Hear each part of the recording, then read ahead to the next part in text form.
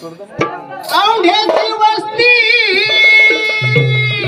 हो आणि कशी दिसती आणि डोंगराच्या कडीला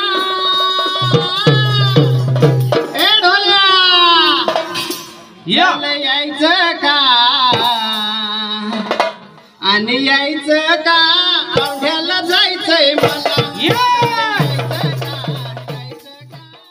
औंढ्याची वस्ती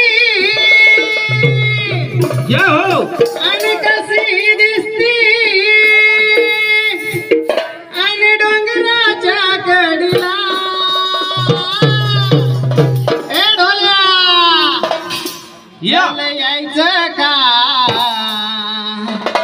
आणि यायचं का